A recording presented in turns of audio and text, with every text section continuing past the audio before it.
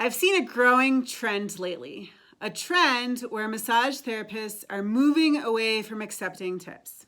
And I get it, it's awkward. Tipping culture has gone insane. I recently saw a 50% tip option at a restaurant. And as we try to legitimize our role as healthcare providers, tipping doesn't always really fit into that narrative. However, along with the big beautiful bill that passed in May of 2025 and was signed into law in July, no tax on tips was enacted, and we as massage therapists are actually one of 69 industries impacted by these changes. So, if you are one of the therapists considering doing away with tips, you may want to think again. Align with the Massage Business Mama is the product of two massage school besties deciding to take a leap and try something new. It's morphed, it's shifted, it's grown. But at the core, it's Allie, a massage business coach, and her occasional sidekick, Becca, two therapists committed to elevating the field. Okay, so back to no tax on tips. One thing that we weren't really sure about until just the other day was whether or not we were actually on the list. So while it seemed improbable that we wouldn't be on the list of approved occupations, when it comes to taxes, confirmation matters.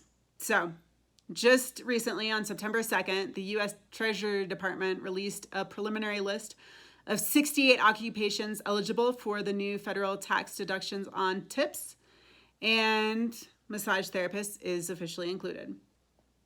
So, massage therapists qualify for this tax break if they receive tips reported to themselves or their employers.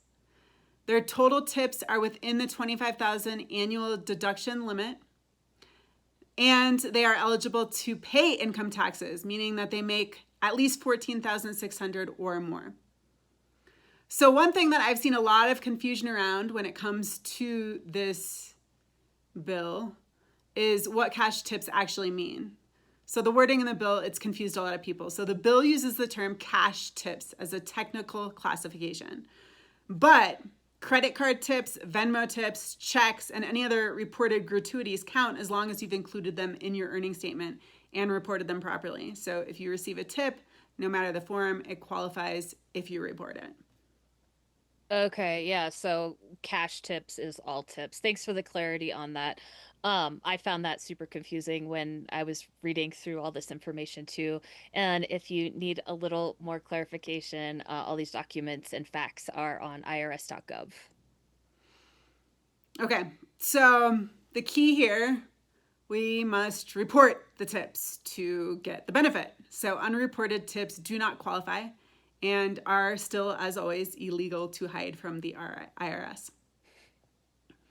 I've also seen people questioning whether they need to actually report the tips. So because this is a deduction, not an exemption, that means that you still report all of your tipped income.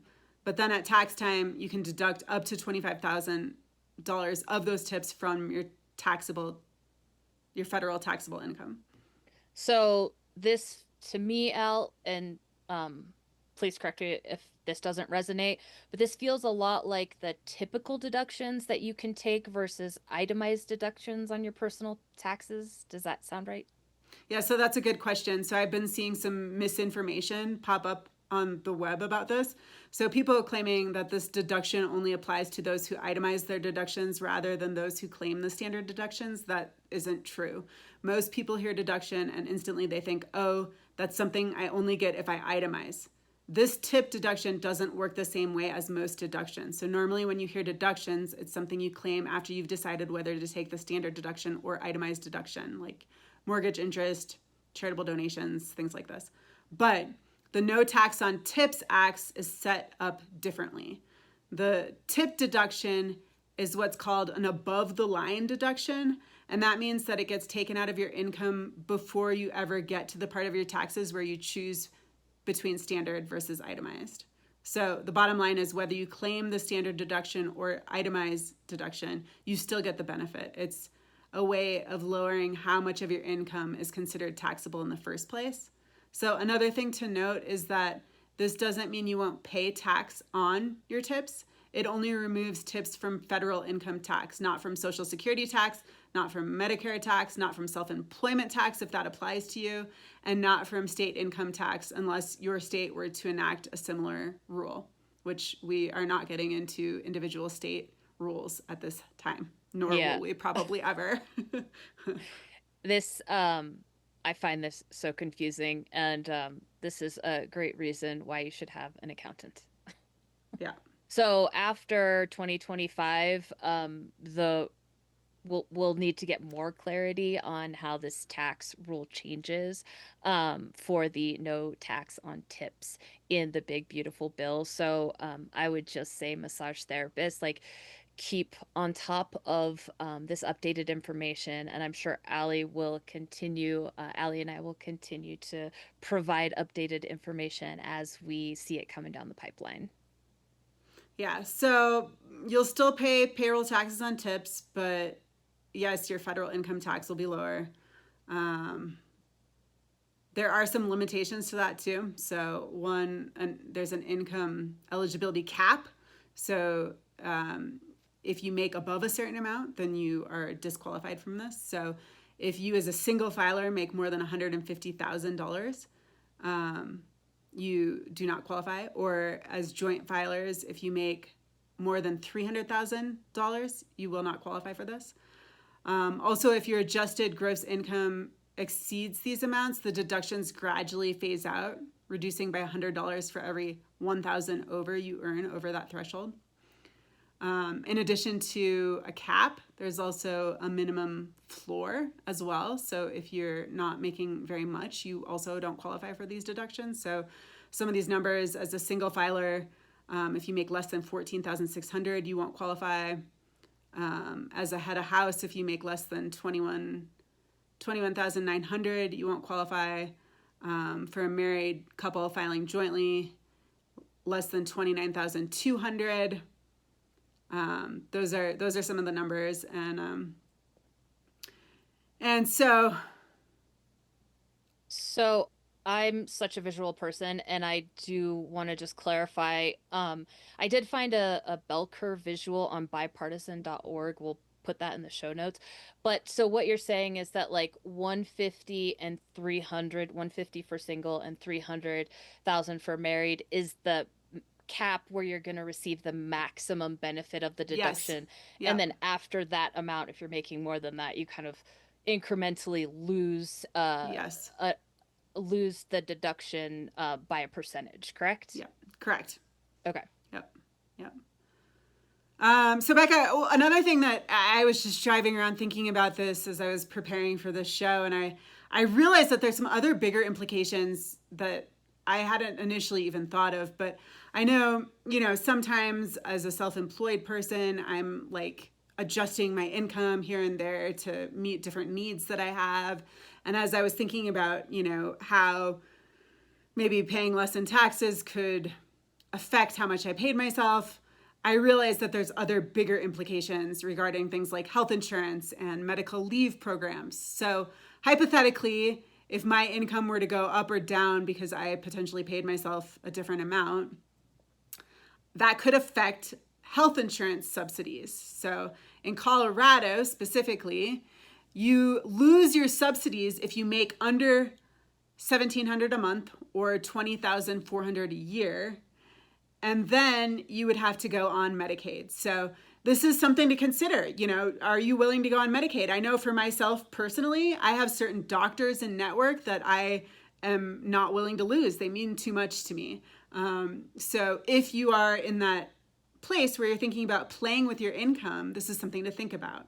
Yeah, then again, I mean, there may not be as many subsidies for health insurance with some of the other changes in the big beautiful bill. So there's which is the other side to this too. Yeah, very, very true. And then in terms of the medical leave program, our program in Colorado is called Family. You have to claim your income, which then determines how much you're paid if you were to ever take leave. So if you're adjusting your income because you think this is going to be such a great thing because, you don't feel like you need to pay yourself as much, you just might want to think about it because, if you were to ever need that family leave or whatever the medical leave program is in your state, if you have a program like that, it's going to be nice if you are getting more money than less money in a situation like that where you really need it.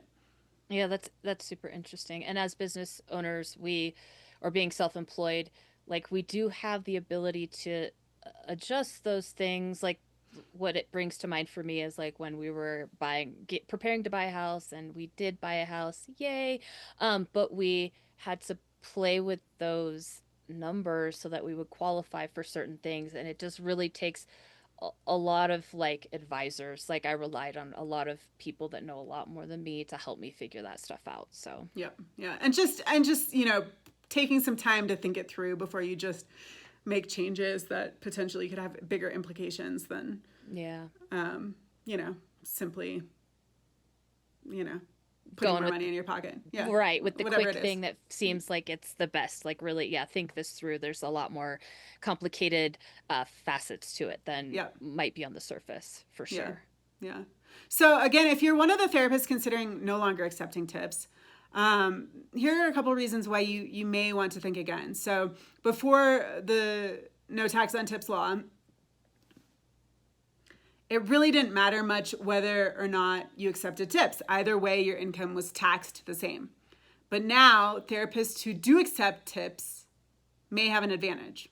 So an example here, therapist A doesn't accept tips and makes $50,000.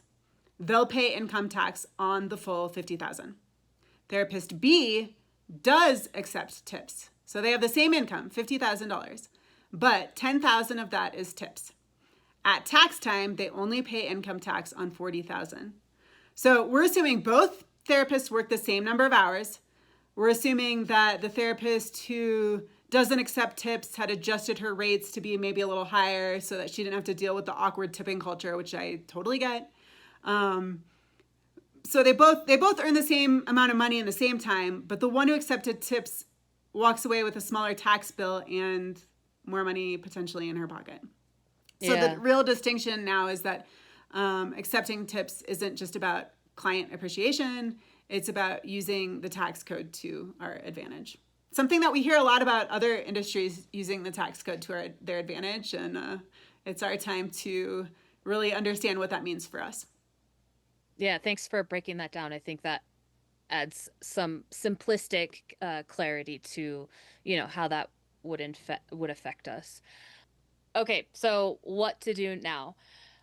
1, keep reporting your tips honestly. This deduction. What are you getting at, Al? This deduction only applies to reported tips. 2, talk to your tax professional in early 2026 for your 2025 taxes. 3, watch or track your tips separately in your records. It could potentially make filing easier, right, Al? Yeah, for sure. Number 4, watch for the IRS list. This no tax on tips law is only through 2025, 2026 to 2028. It may change a little bit, so keep your eye on the approved list and on any of those changes, and we'll bring them to you as they come. 5, think about all of the implications before you adjust the income you pay yourself. And of course, every situation is unique, so it's always a good idea to double check with your favorite tax expert before filing. Yes, no tax on tips, guys. There you have it.